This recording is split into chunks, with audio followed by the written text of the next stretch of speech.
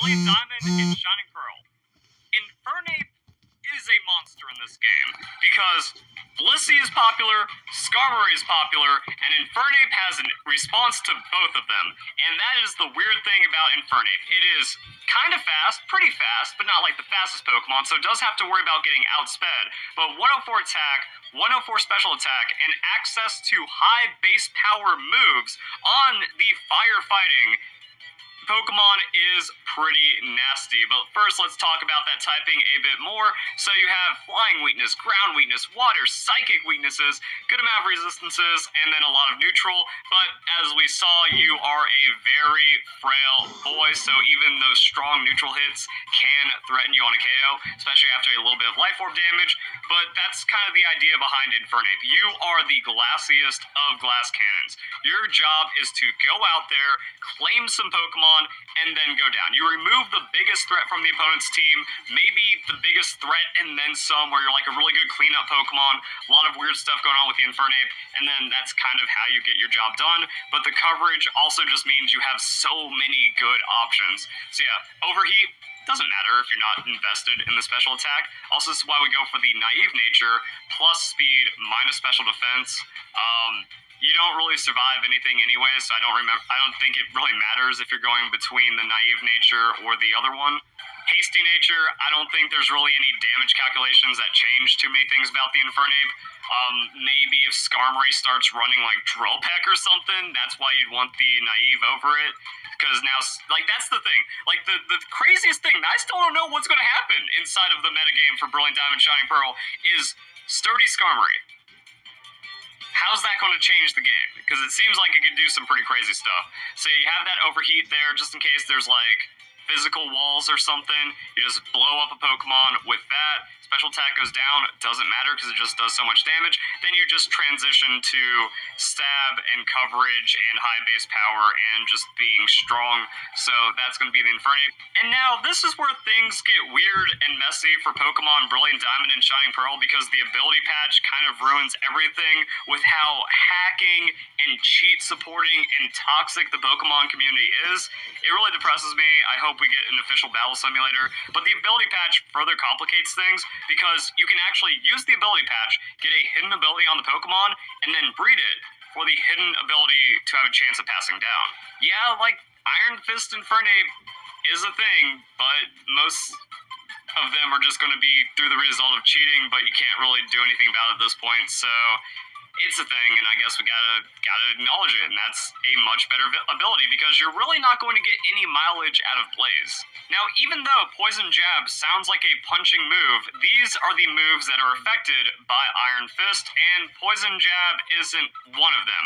Now, Infernape does get access to the Thunder Punch and a few other interesting things, but that's where we start getting like different move sets and other ideas. You really want this, because I want to deal with fairy type Pokemon on the Poison Jab. I want to Earthquake because Earthquake is just strong, and then close combat is going to be good. However, like flying type Pokemon, what do we do to them?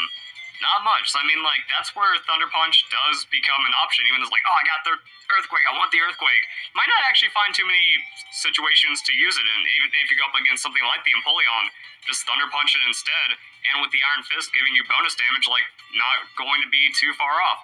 So that's kind of an idea behind the Infernape. It's mostly about meta. Whatever the meta has, Infernape needs to have a moveset that adapts to the most likely things it's going to be facing, and Infernape has a lot of moves that it can just kind of throw into its moveset. On top of that, you also get the Power Up Punch. So there's some weird reality where you go Power Up Punch, get the slight damage boost from the Iron Fist, but then it turns into a +1, and then you just got KOs on everything, because like +1 close combat. If you're outspeeding, you're just winning at that point. And then some other things going on. So yeah, the Infernape, I don't think you can get rid of Overheat, though, because you just really need that coverage against the Skarmory, unless Skarmory ends up being bad somehow because the meta is just wacky. Then that kind of opens up some moveset options on the Infernape, but mixed Infernape is what makes it so threatening, because you really can't throw something to tank into it, because it's going to have the coverage, or it's just going to overwhelm you and beat you down through damage. So the Infernape can be nasty. Of course, this is not a moveset right here, but it also shows other things that Infernape wants to do. You have Swords Dance. So Swords Dance set up on the Focus Sash. what you gonna do about it? And then like Iron Fist, Swords Dance, Mach Punch sounds kind of cool. Nasty Plot, like you're just chilling here with a Grass Knot and an Overheat, and then it goes the other way to where you have the close combat as the mixed attack. So you still just go Nasty Plot, Overheat, Grass Knot, close combat, and what can they do? You can't throw a Chansey into that because you're just going to get nuked by the close combat, and even the +0 Overheat is scary. And if the +2 happens because of Focus Sash, what can they like? You eventually just run out of options against the Infernape. So that's what makes Infernape so scary, that you can just not have options against it. Now again, I don't know where the meta is going, so I don't know about the responses for it. But as you can see, Gastrodon probably handles this really well. Unless it's like a Swords Dance setup, because then Gastrodon has a hard time chasing the Infernape, but just throwing like 2 Scalds from a Gastrodon into Infernape might be a KO because Infernape is so frail. And then you can also just pack the taunt, where it's like, oh, you taunt Skarmory, they go for Stealth Rocks gets blocked, Overheat, and then Sturdy kicks in, but then what can they do about it? Because now they're still taunted, so they don't get to do anything after the Sturdy. They try to hit you with something. Maybe there's like a weird Brave Bird trade on the Infernape Skarmory matchup, and people start teching into that. So that'd be really wacky. It's like, okay, Skarmory, Brave Bird's Infernape on that taunt, instead of like just getting baited into Stealth Rocks or something. But you don't even want to stay in. You just want to like hard switch out because Infernape wrecks you so hard. It's gonna be a weird game. Then there's also subs too. If Infernape gets behind a subs, I don't know how you get around that. Like I don't know. Also, just on like an offensive set, like it's just gonna keep beating you down. And if you just like miss one little turn against the Infernape and you don't have a hard response on your team, you're losing a Pokemon. Like at the very least, you're losing a Pokemon. Then you need like a Revenge Starmie to come in or something weird, because that is the downfall of Infernape at the 108 speed. Gets out Scarfed really easily, gets out Swept really easily. But that's kind of why you also want to play around the Infernape. You set this Pokemon up to where it is your ultimate in-game sweeper.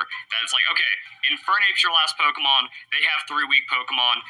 Anything that's faster than Infernape is just out of the game. You win. That's just game's over. It's a 1 versus 3.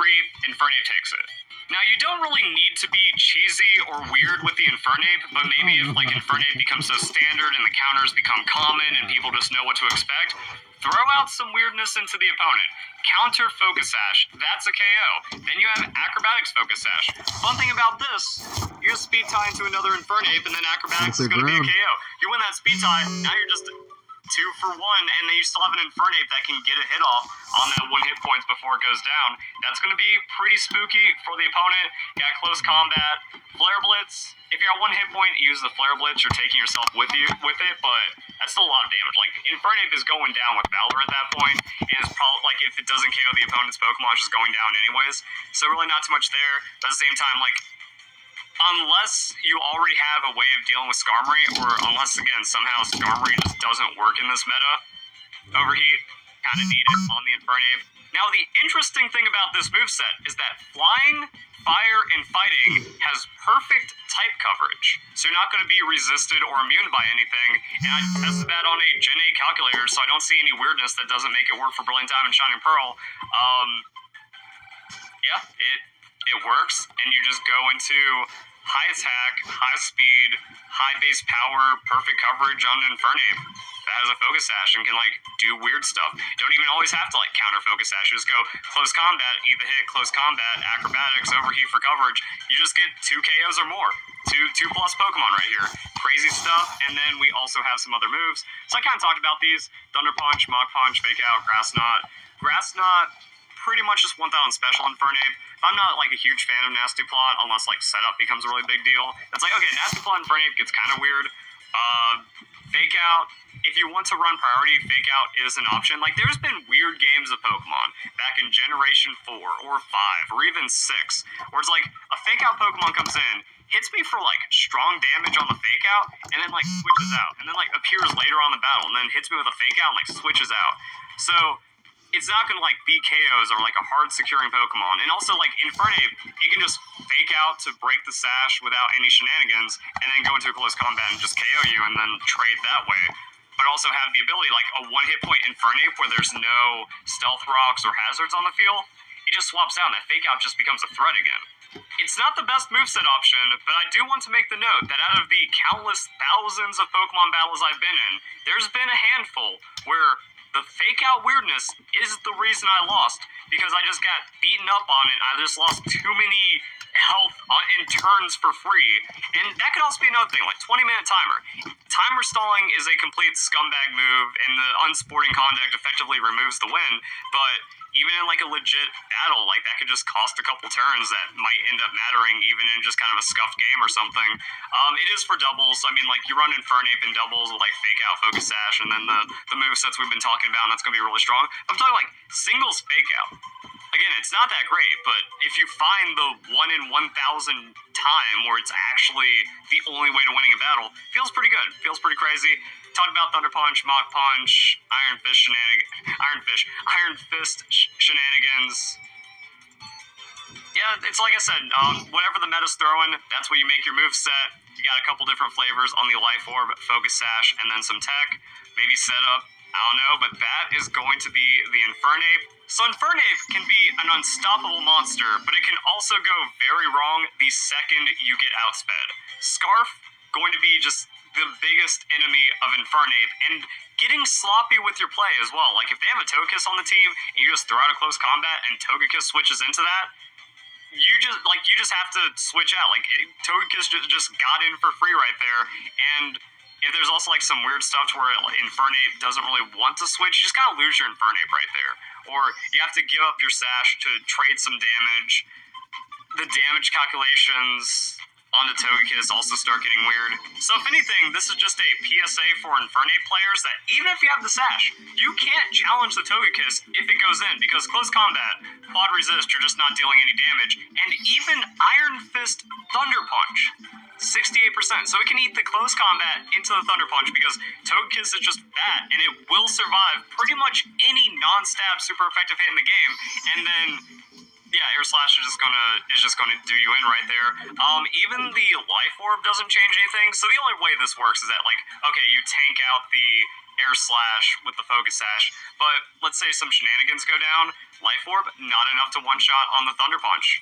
So yeah, Scarf Pokemon just eat your lunch on Infernape, and any Pokemon outspeed like a Starmie or have like good switching options can't really do too much about them. And there's also like other weird ways to play around it. So it goes both ways. Infernape can easily be useless or negated in your team, and then you're just like kind of giving up some free stuff, and you have to know what to sack. Like, do I sack the Infernape when my team just gets countered by their team, or do I just kind of sack 3 of my Pokemon to take out their 1 or 2 or 3 sweepers, and then Infernape now gets free reign. So Infernape, very win condition heavy Pokemon, but if you misplay, like if you just slip up on the Infernape, your entire game is lost to that. So crazy Pokemon. We're going to see how it goes. I think there could also just be a lot of cat and mouse depending on how healthy the meta is. Like if Skarmory is super popular, Infernape might start running around all over the place, but then like what happens if it's just Skarmory plus like 4 Pokemon with 110 speed plus? How does that meta look? I don't know. Infernape rotates out of the meta. Do people slow it down a bit and just start playing more bulk and more like just aggressive fat attackers, and then Infernape finds a way in as a cleanup sweeper? What's the composition around Infernape that lets it succeed even more? Got some weird stuff going on, but that is the Pokemon, and it's still pretty strong. So if you guys enjoyed the video, hope you all have a nice day. Thank you very much for watching.